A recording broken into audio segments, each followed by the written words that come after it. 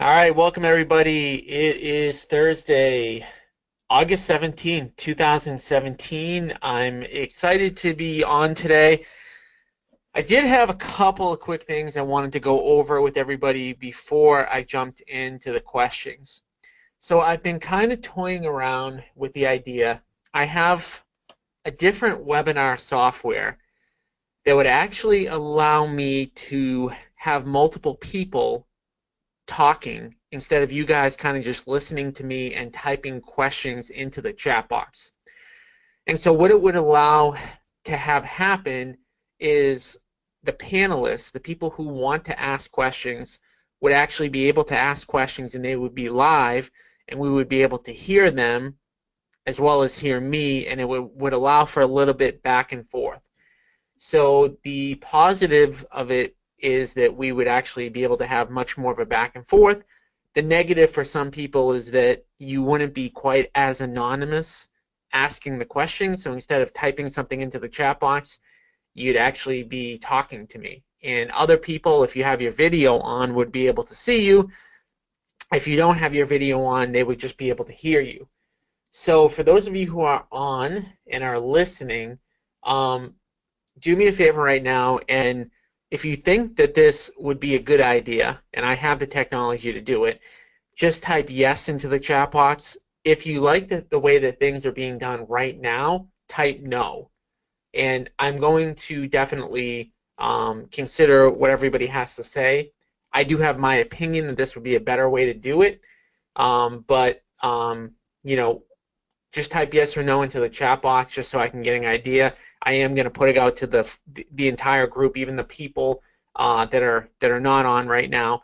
And by the way, if we do it this way, that doesn't mean that you could not ask a question via text, right? But it would allow the people that want to go into a more back and forth with me to do the back and forth. So again, just type yes or no, and based, on the responses that I get, I'll make a determination on what people want.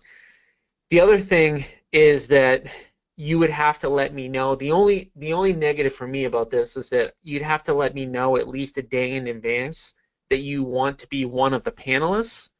And so I would have to have a mechanism. I'd probably just have to blast out an email and you'd have to let me know. Otherwise, I wouldn't be able to add you as a panelist while we were on. So again, just kind of something to think about. The other thing that I'm definitely doing that I did announce to the email list, but I'm not sure whether or not everyone got it or not. I never know 100% what people see and what they don't. Is I'm going to start breaking down some of these interactive sessions into specific topics. So what I'm going to be doing starting, let me just see what the official date is, August 29th, is I'm going to start having every single week, Tuesday at 9 a.m. Eastern Time, a group discussion where we are definitely going to be going round robin between the panelists that are on, and we're going to be talking about the appointments that we went on during the week. So I already have this set up within my brokerage.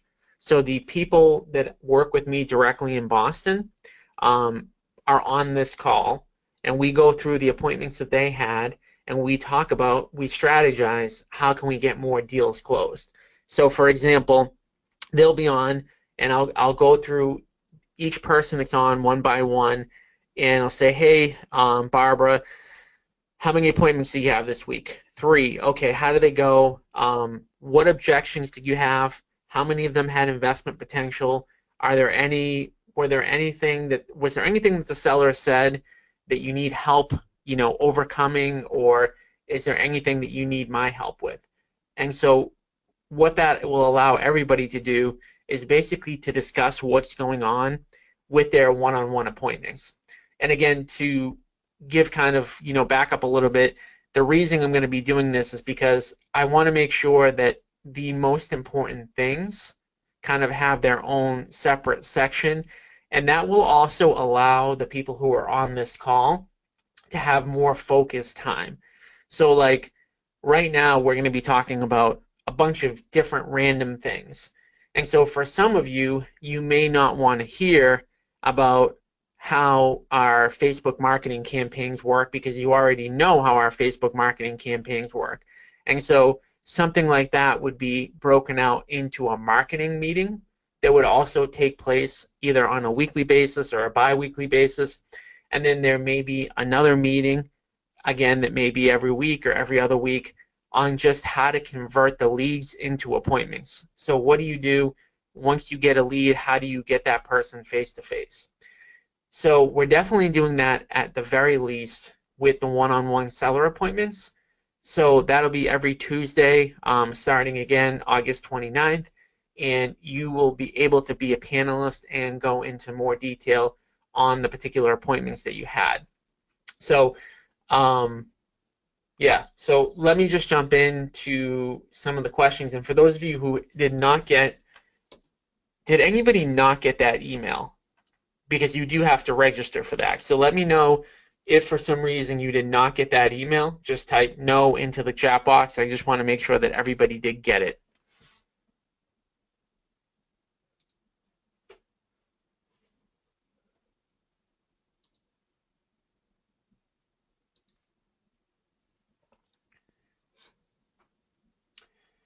All right, so there were some people that did not get it. So I'm not sure if maybe some of my messages are going to your spam account. Yeah, a couple people didn't get it.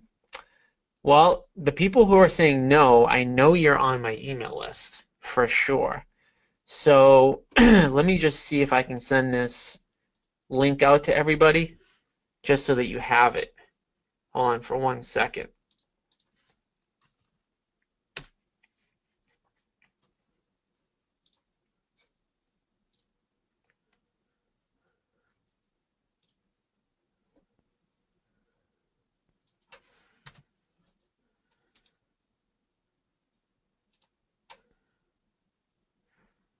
All right, so this link here,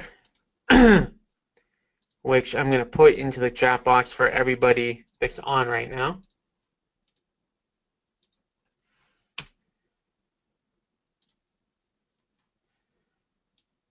So I just sent that to everybody, so hopefully you'll have it. But once you basically type that into your chat box, you'll be able to put in your name, your first name, your last name, your email address, and then click register. And then it will confirm you and give you the actual login information, and then you'll be able to log in. So, all right. So that's that. All right, so let me jump into the questions, and as we go along, whatever else you guys have, just let me know, and I'll hit on everything and spend as much time as everybody needs.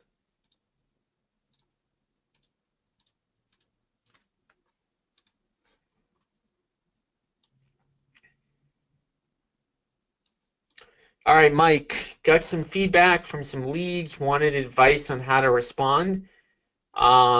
Mike, can you give me some specific details on what questions you have so that I can hit on them? Ken, I'm new to this. I want to know what it costs to be in your mentorship program. Ken, that would be a question that you'd have specifically for after you get on a call with somebody. So I saw that you typed into the chat box, and I don't want to go into too much detail on this specifically, but you had a call with us, and we gave you a call, and you didn't pick up. So let me just see. I know I saw this come through from one of my guys that takes the initial calls.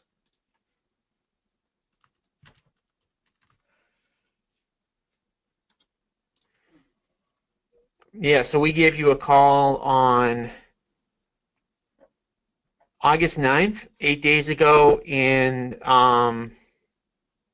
we called, there was left a voicemail, sent a text and an email, and we didn't get a response back. So if you do want to set up another time, go to www.bookwithtom.com, and we can go into all the details on that. Jorge, I'm new to real estate. If I use the Mojo dialer to call a list, and I get a lead, but it's a lead really for an agent, can I send that lead to an agent that I know and expect to get a referral fee, assuming that the agent signs up with the seller? So definitely you're going to want to do one, you're definitely going to want to get your real estate license if you're generating a bunch of leads.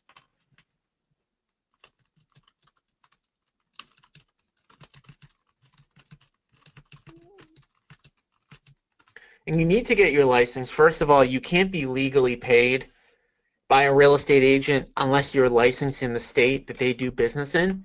Now, could an agent somehow find a way to get you money? Possibly, but they're going to risk losing their license. And the other thing is, because of that, so if you get some agent that's willing to take that risk, they're not going to want to give you as much money. So when you have your real estate license, like my real estate brokerage, anytime that I give one of those leads to one of my agents, I get a 50-50 commission split. So the way that you're talking about doing it, if you don't have your license, you're probably going to be lucky to have someone give you 20%. And even then, most people are probably not going to want to do it. So if you're a real estate investor that's generating a lot of face-to-face seller appointments, I would definitely recommend that you get your license sooner rather than later. How would they pay you? Yeah, I mean, cash, again, it would definitely be breaking the rules for sure if they paid you cash 100%. You should get your license and then you would get issued a 1099. A typical referral fee is anywhere from 25 to 30%, but again, I get 50% because of the fact that I control the leads. So, and you're saying if the house would sell for $350, so typically speaking, for a $350,000 house, you're going to get a 5% commission. Let's call that $18K. So, you're going to get somewhere between 20 and 30% of that, but absolutely, I would really highly recommend that you get your license. Chris, working on a new lead. All right, so Chris is working on a new lead. It was on the market for 2 months, taken off.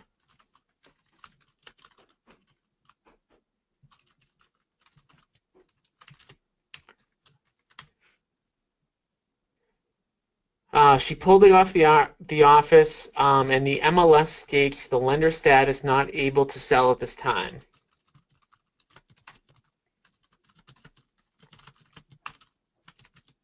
Notice of default. So the first thing I would do is get that property under contract because until you get the property under contract, any due diligence or anything related to this property is going to be a waste of time. So the first thing I would do is try to get the property under contract. And unless you get the property under contract, like, doing due diligence, you're going to spend a lot of time for no reason. So I would try to get the property under contract like immediately. Then once you get the property under contract, I would look into what the deal is. So I'm assuming when you're saying it's a notice of default, they're behind in their mortgage, and why the lender couldn't sell it related to, you don't know the answer. So you'd have to do some additional research into that. Short sales, if it is a short sale, are kind of funny things. Some people don't know how to do them. So this is a statement that was put on MLS. Again, on the MLS, it stated that the lender was not able to sell at that time. The next thing that you could do after you get a contract on it would be to call the listing agent that had that property. So that person probably does know the answer, and they'll probably be able to give you some information, but I would first get the contract. So my steps would be, step 1, get the contract. Step 2, contact agent who had the listing and ask why they wrote what they wrote. Step 3, if you don't have enough information at that point, would be to get in touch with a short sale negotiator if they are underwater. and start working the deal as a short sale.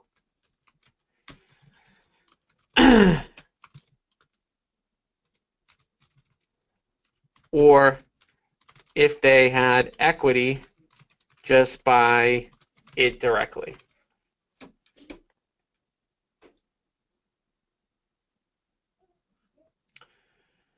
All right, Chris, your follow-up to that, 349K. So again, related to the specific deal, 349K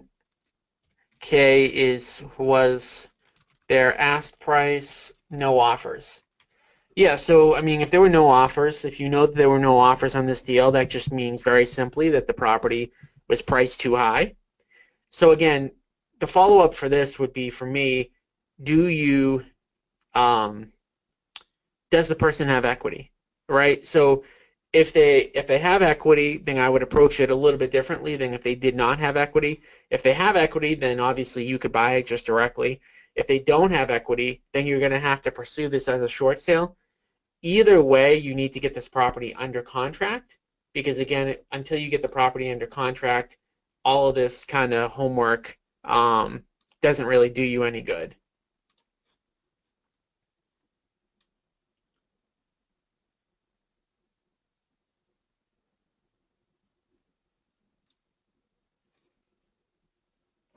All right, Zach.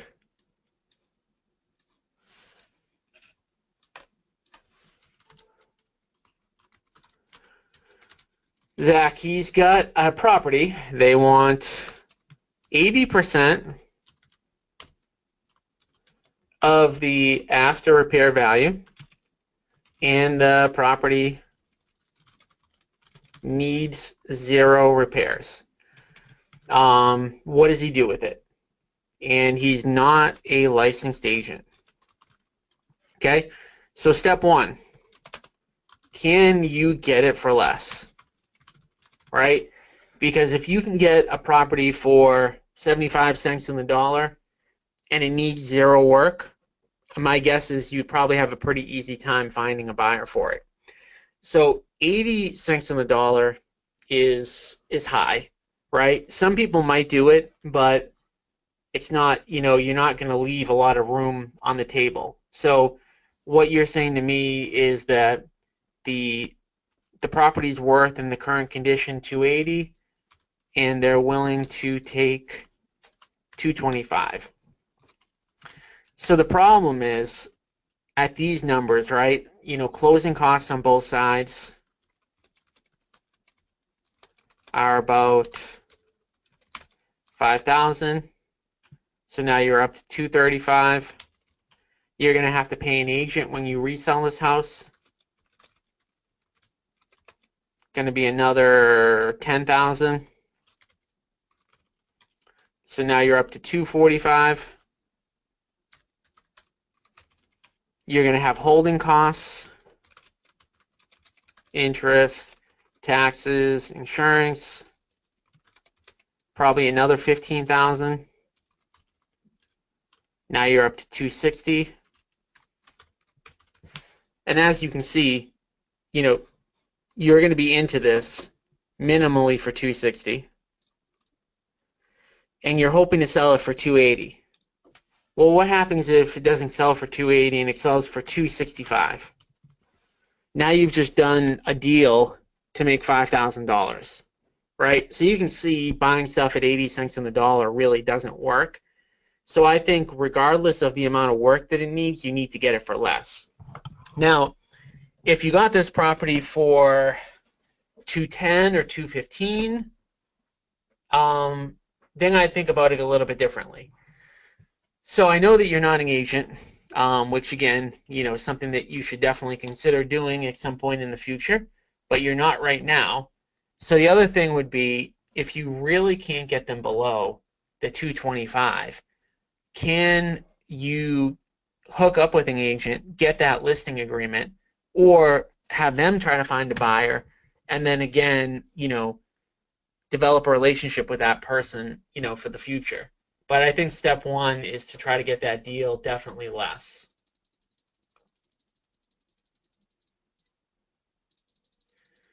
Mike, one lead responded that they don't want to sell now.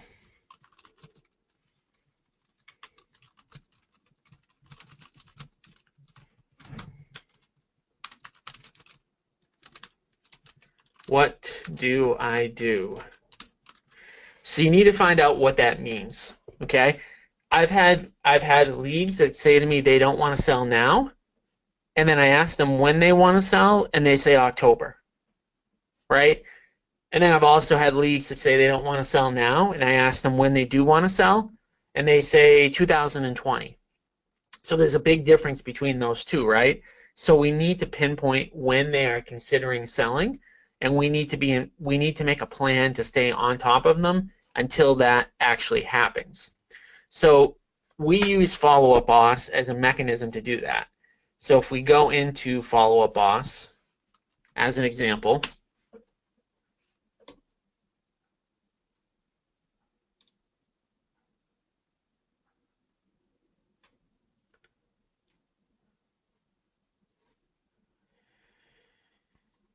all right, let's say we're in this lead right here. And let's say that the person tells us that they don't want to sell now, but then they want to sell in 2 months. I'd go into action plans. I'd probably put them on a 6-week delay action plan. I hit apply. And then in 6 weeks, this is going to prompt me to make a call. So obviously, no matter when somebody tells you to sell, you always want to follow up with them a little bit before that. So it is important, and I would try to get that person on the phone. I mean, I try to get every single person on the phone.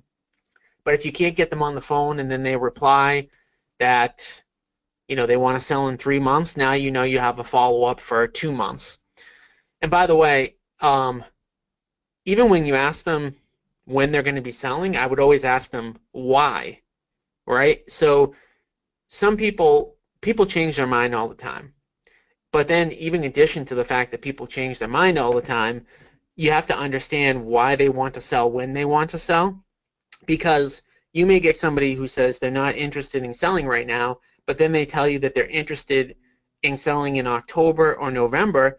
Oh, great. I fully understand that you're not interested in selling in October or November, but what I like to do is I like to come out there and I'd like to make you an offer. And the great thing about selling to an investor like me is that I'm actually going to be able to close whenever you want.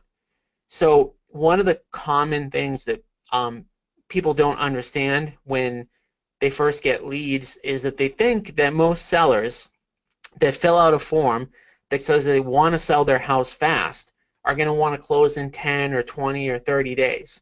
The reality of the situation is most of the time people want to close in 45 or 60 or 90 days because of the fact that they have to find a place to go. So just because somebody's willing to sell their property as a discount doesn't change the fact that they're like every other seller and they need to find a place to go. So definitely follow up with that person, figure out what the deal is, and get more information. Anytime you're working a lead, the more information you can get about that particular seller's situation and what their motivation is and what they're looking to do, the more chance you have of converting them. So definitely push them for more and more information. All right, another question from Mike. All right, so lead made an appointment.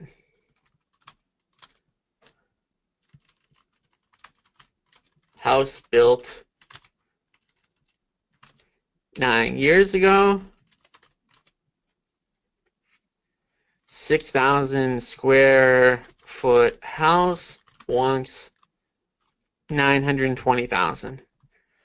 Do I assume a sale or just a listing? So you never want to assume anything.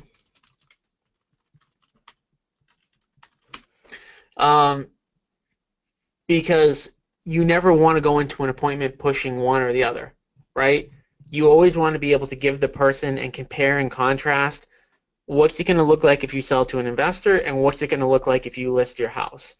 Regardless of whether or not you actually are a licensed agent, you want to compare those two because of the fact that the homeowner is going to do that. every single homeowner who considers selling to an investor considers listing their house. So you need to be able to give them the pros and the cons. Now, do I think that there's a good likelihood that this is going to be a retail sale? Absolutely. First of all, a 6,000 square foot house in general, I mean, for me at least, right? Some people love big houses. They like to flip big houses. I find that they're not the most profitable. I don't like them that much. I also don't like expensive homes for multiple reasons. They're harder to resell. They take longer. They outlay more of my cash. So I don't like this. But having said that, if this property is worth 900,000 and they're willing to sell to me at 680, would I do it? Absolutely. But I would go in there and I'd be upfront with the person. And my first question for somebody like this who has a home that was built just 9 years ago, big house, worth a lot of money, I'd say, well, why do you even want to sell to an investor anyways? And if they don't have a good reason, then they're not going to. Like they're in this particular case, because the property is going to be in good condition, because it's a higher end property, if they don't have a good reason, they're not going to sell to an investor. But I have bought properties like this, and there are good reasons why somebody like this would sell to an investor. And I had one specifically where I went out to the property, almost the same exact statistics as all of this. I'm trying to think of the name. I'm going to actually find this property just to give everyone a really quick example.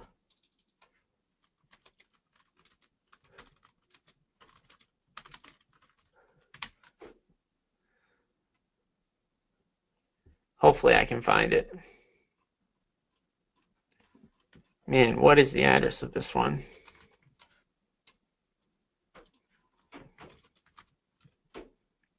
We did this property a couple of years ago.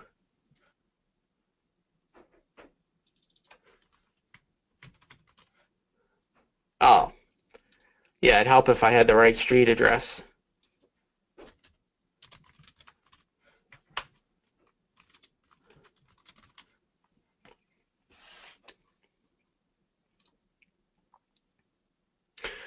All right, so this property right here, kind of similar to the statistics that you just gave, right? 53 Oak Street in Stoneham, 4 beds, 3 baths, 4,700 square feet. Beautiful, beautiful home. I'm going to just rip through the pictures really quick. By the way, this particular property we barely put any work into. So just keep that in mind, that this property looked very similar to what you're seeing on the screen right now.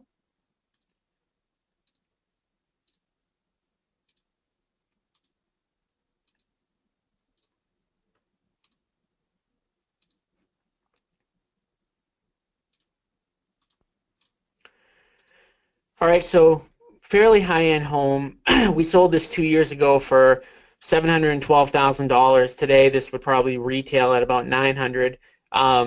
But anyways, this specific seller, we went out there. My agent went out, looked at this property. They said to me, "This is a retail sale." I said, "Yeah, it looks like it is." I would agree. She sent me some pictures. Long story short, the seller of this particular property, older couple. The husband had just had a heart attack, and they said they don't want to spend one more winter in New England. Their daughter lived in Florida, and they said to themselves before we came out to meet with them that as long as we were going to make a reasonable offer, that they would sell the property to us, and they did. Okay, so definitely, like, do I think that this has high potential? No, but I wouldn't ever assume anything. By the way, guys, keep typing the questions into the chat box, and I'll get to as many things as I can.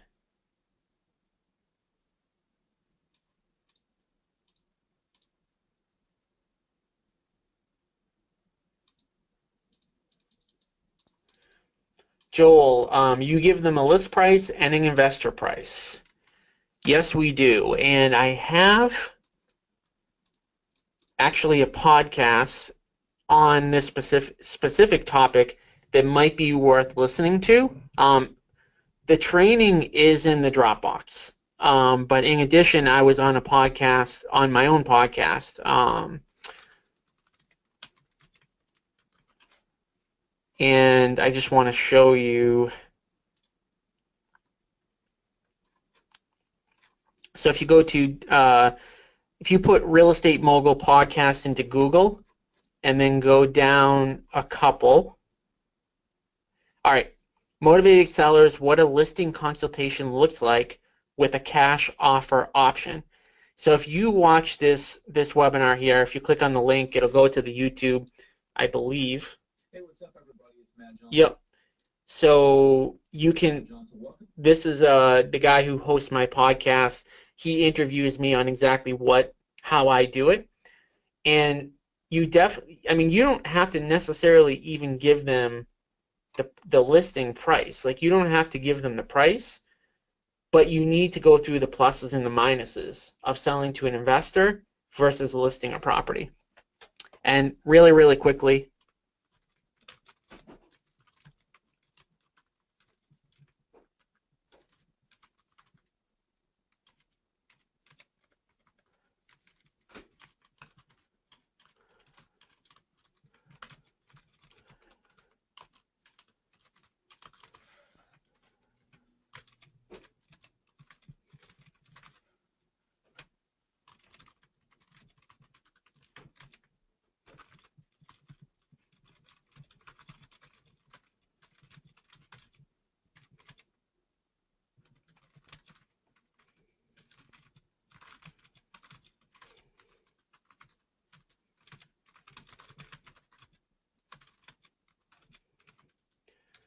and Joel, I know you know all this stuff already, but for those of you who maybe aren't agents, these are the negatives to listing your house, right? So when somebody talks about listing their house, it's an aggravation. So I just actually sold my property that I live in, and I went through all this aggravation, and it is definitely annoying, and you have a lot of problems that can come up when you list a property. Those are all the negatives. The pros of listing with an agent, bottom line is you're going to get more money almost every time, right? How much more money you get than selling directly to an investor really depends. In some cases, the differential might not be that much, and in some cases, it is large. And so the exact opposite, like selling to an investor, is the exact opposite, right? So the negatives is you're going to get less money, and the pros are the exact opposites of these items. No hassle, no inspection. You don't have to show the home. You don't have to get your house ready. You have a guaranteed offer. There's no buyer's remorse. You don't have to get the home appraised. You don't have to fix items at inspection. And the last one that I forgot to mention is if you sell to an investor, you get to choose the closing date, which is huge. Don't discount that at all. People like to know a guarantee of when they're able to move, right? So people like to know, okay, I can plan right now on August 17th that I'm going to be able to move on December 21st. I actually had a seller last year in a town called Wakefield, which is actually where my office is in, and the person wanted to spend Christmas at their daughter's house. They were moving to another state. They wanted to spend Christmas at their daughter's house, and we contracted them like maybe in July, and they wanted to spend the summer and the fall in Boston, their last summer and fall here, and then they wanted to spend, I think they went to Atlanta, and they wanted to spend the winter with their daughter, and I think we bought the house like maybe December 18th or something like that, so that they just had enough time to spend that time, spend the holidays with that person. So guys, let me know what other questions you have. I think I've got a few other ones that are in the questions for Tom. And by the way, for those of you who have not been putting questions for Tom during the week, this is the best way to get me. So if you have a question throughout the week, This will get you your fastest response time. So go into www.questionsfortom.com,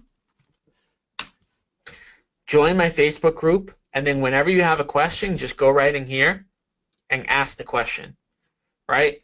So I'm going to go through really quickly just to see what else everyone else has. And again, whatever you have, type it into the chat box. We are live every single week, Thursday at 9 a.m., and I stick around as long as you guys need me. I'm also on Facebook Live every single day, usually between 4 and 5 o'clock, somewhere in that range, and I typically give everybody a heads up. I'll send out an email to let everybody know when I'm going to be on. So definitely we've got tons of support, but we're looking to add even more. So let me just kind of look to see what else we had. Walter, who's in my office, he created a list of 21,000 properties in the city he wants to do work in, and he wants to know the most economical way to get phone numbers. Most economical. So the absolute most economical would probably be to go to whitepages.com. The problem with White Pages is that you're going to get all home phone numbers, and your contact rate is going to be super low. So I probably wouldn't recommend that unless you had absolutely no money. If you do have some money, the next best thing, which is a step up from White Pages, is going to be Cole Realty Resource. And I apologize for everybody who has heard me talk about them numerous times, but I do keep getting asked almost the same question over and over and over again. But for I think $1,200 or $1,300 for the year, Cole Realty Resource will allow you to upload a list of properties, and then they will spit back to you the phone numbers. And these phone numbers are definitely going to be superior to the phone numbers that you get on whitepages.com. So Walter, that's what I would definitely check out. Joe, how do you optimize your agents in the listing when the cash offer doesn't work? As in, do they go to appointments with listing presentations? So Joe, I also put the link here to that podcast. We don't go in with any preconceived notions. That's the biggest thing.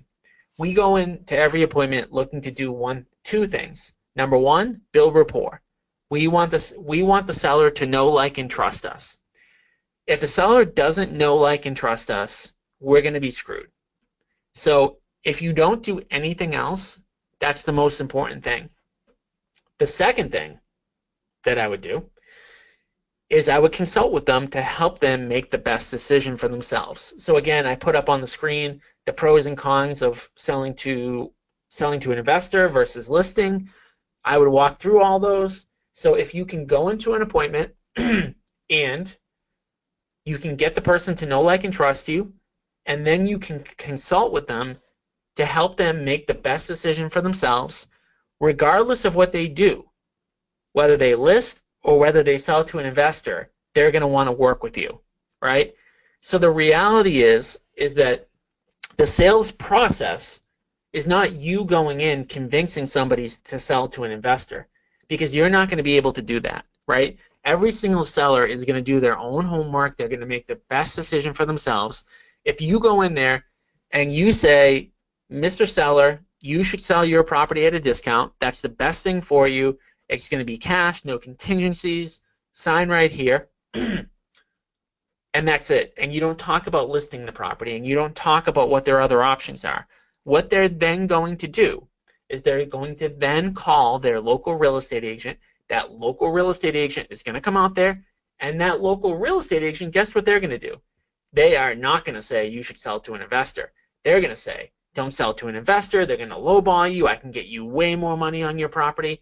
And they might even say the property might be worth $250 and your offer might be $200, and that listing agent might come out there and say, I can get you $300.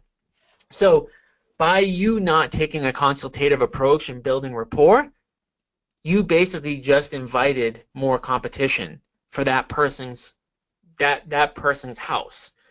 Again, we want as little competition as we can. So if we go in there, we do the right thing, we consult with them, we give them options. The people who do want to sell to an investor will sell to an investor. Jorge, I missed your 5 p.m. Facebook call about the secrets of negotiation with sellers. Can you discuss it briefly on what was recorded?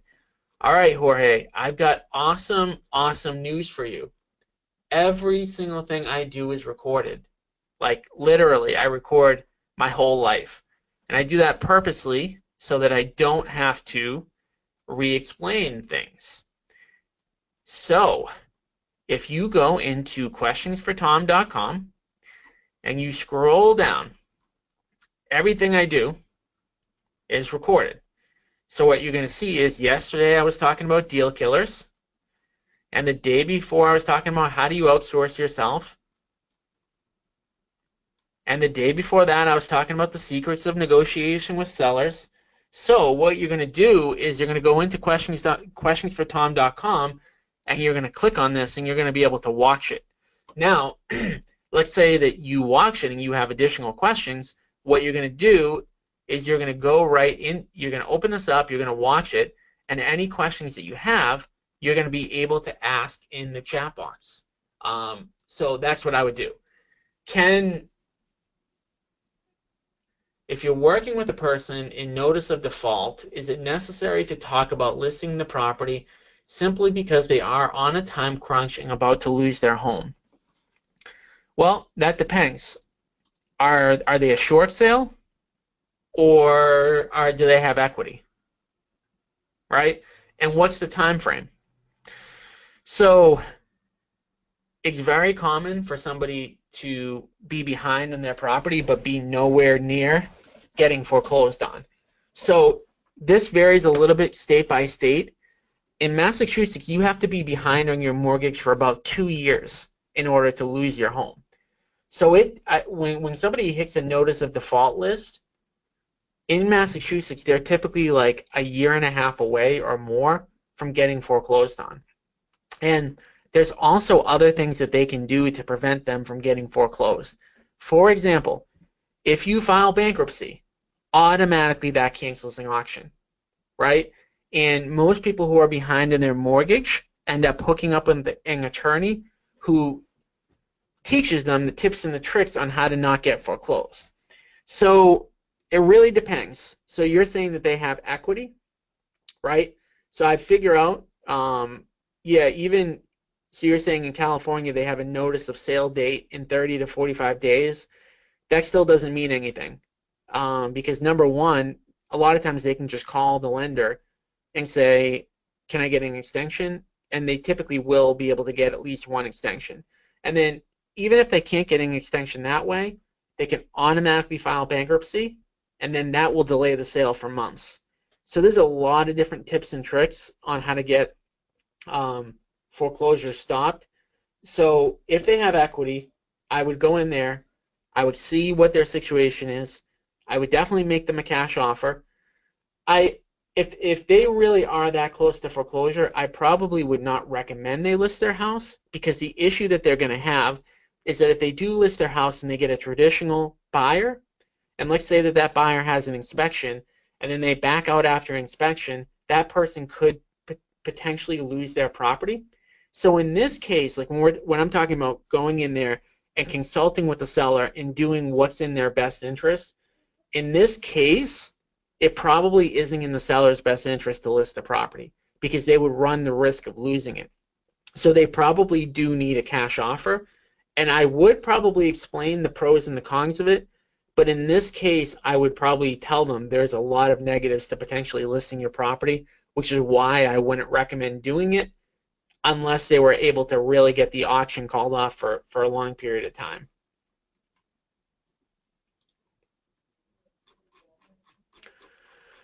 All right, sorry, I lost track of time.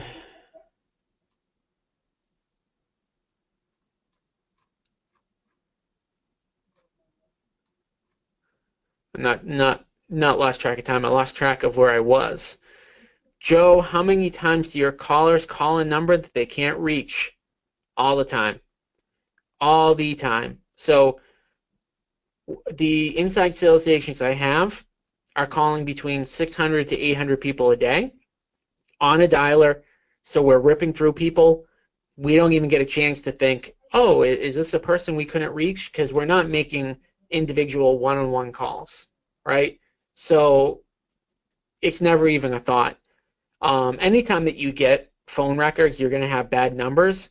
But because we're doing it in such volume, we don't even notice it. It's not like, oh my God, this person, Joe Smith at 123 Lane, didn't pick up. We have a wrong number for them. It's like, who cares? Like, they're one of 800 people we're going to call that day.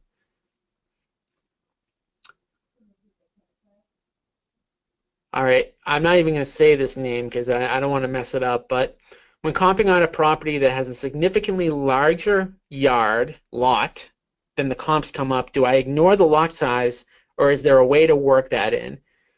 Um, well, by definition, you want to find a comp, you want to find apples to apples.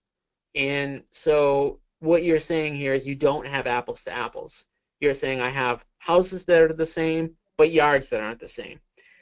So I would first start out to see if you can find a house that has the same yard. If you can't, I probably would not even add value to that because in a lot of cases the value add isn't going to be huge. So I would kind of use that as a bonus. So if you're finding comps like you mentioned that don't have the land, and let's say those comps are saying that the property's worth 350, I would probably use the 350 number. Now, will that property sell? Probably sell for 355 or 360 or 365 because of the lot? Probably, but I'd rather be a little bit more conservative and not even add that in. Joel, what pre-qual questions do you ask before going on an appointment? Zero pre-qual. We do not want this. This is not working with buyers. This is not like you want to meet with as many sellers face to face as you can. So like if you get a Zillow lead or a buyer lead for $5 or $10, yeah, you want to protect your time because of the fact that people will waste your time, right? You'll get people like buying, looking at houses is fun. So you'll get people who will run around town all day long, and you'll look at houses and then they'll decide that they only want to rent, or then they might not even be pre-qualified. On a seller, definitely not, because multiple things. First of all, seller leads are way more expensive. They're way more valuable. So we want to try to squeeze all the juice out of them as possible. Let me show you something actually that I think you're going to find interesting. This is actually something I'm going to be bringing up in my local meeting.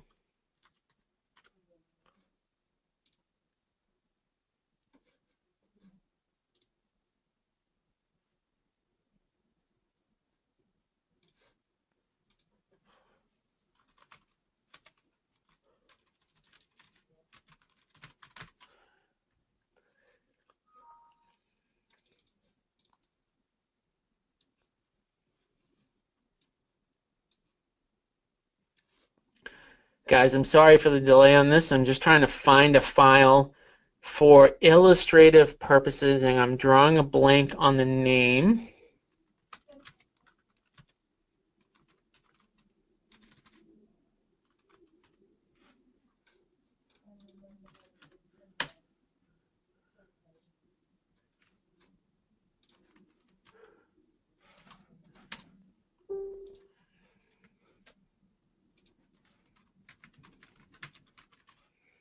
And I think, Joel, you'll find this one interesting. All right, so this lead came in a year ago to one of my agents here, Corey. All right. Go down here. Lead came in. They went back and forth. All right. So Corey went out here a year ago. House is in good shape. They've made many improvements, but now want a bigger house. Minimum they will take is 265. I told him he would need to list to get that, and he's very against listing. He said he will FSBO. All right. Corey gave up on this lead, right? So Corey actually put this lead into trash. December 2016, because every one of my agents is only allowed to have so many leads. So when one of my agents, somebody on my team, puts a lead into trash, the other agents have the ability to work that lead. So Dawn took over that lead on June 21st, and Dawn listed it and closed it. And so I just got the commission statement over.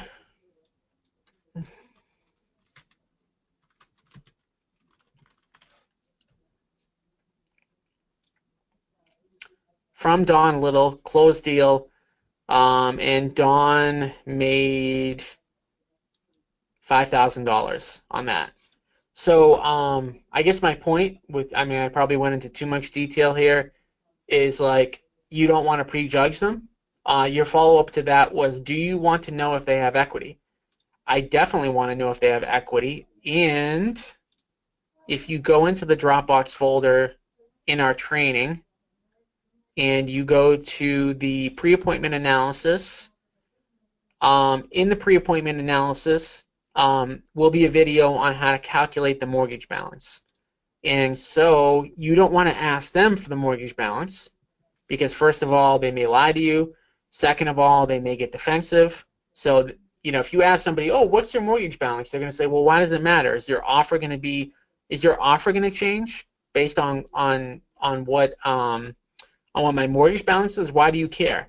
And if they're behind on their mortgage, they're going to be even, more skeptical, and they're not going to want to talk about it. So bottom line is, you want to look up their mortgage ahead of time, and you want to do that.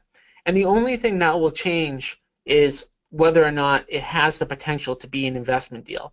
So if they have no equity, for you, Joel, you're going to know, right, that they have to be a retail seller.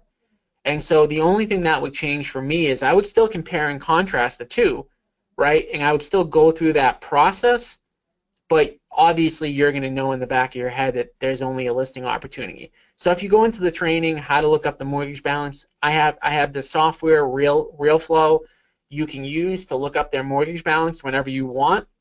And if you go through this video, it'll walk you through how to do that if you don't already know.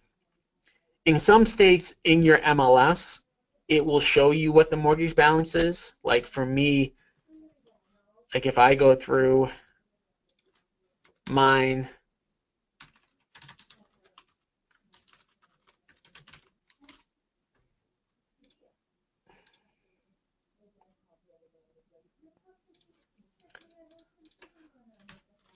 so this was my old property.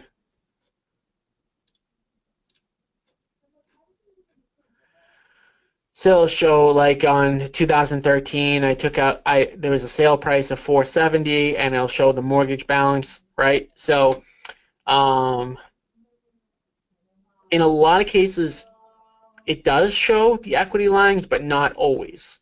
So when you're looking up the mortgage balance, yeah, you're never going to be 100% accurate, but for the most part, you're going to see that the numbers are going to be pretty close.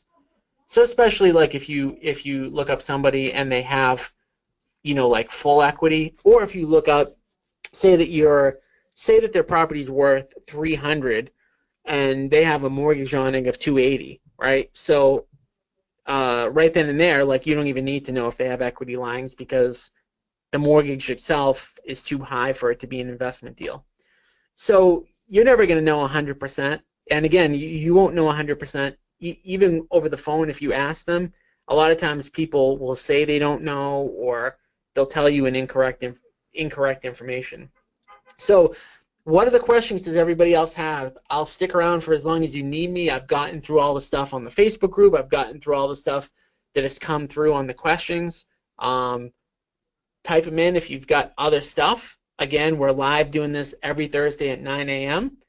And starting August 29th, we're going to start doing seller appointment Q&As. So just seller appointments. What happened on the appointment? What did the seller say? What did you say? Did you get a contract signed? Did they give you an objection? Did they tell you that they had to meet with another investor? Did they say they were meeting with an agent? Did they tell you they're going to FSBO? and how do you overcome all of these objections. And I'm going to have my top converter from my office. She's going to be on with us. So she's actually in the field. She gets about one contract per week. So she actually gets about 50% of the deals that we put under contract. She's our top acquisition person, and you're going to be able to pick her brain. She's in the trenches a lot more than me, and you're also going to be able to jump on. So definitely sign up for that webinar if you can, if you have the time. I don't know if we're going to record those. We probably won't, only because we're going to be talking about live deals. So you may need to be live for these. So if anyone else does have any questions, I'll leave this open for another 30 seconds or so before signing off. But if I don't get anything, I'll see you guys soon, maybe later today on Facebook Live if you need anything.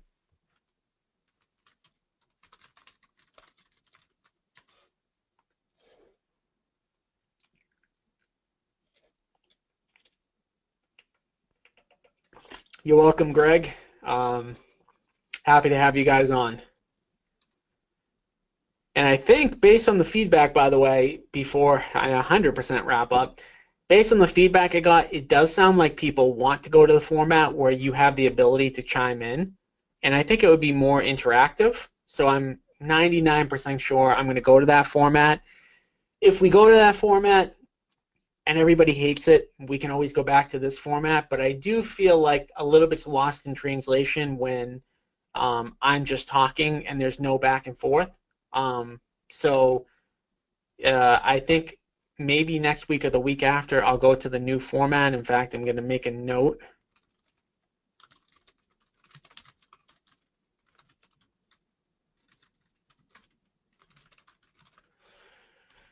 To probably do that, and then I'll let you guys know that will be a new link that will go out, and let me know what else you guys need throughout the week, and thank you for jumping on this morning.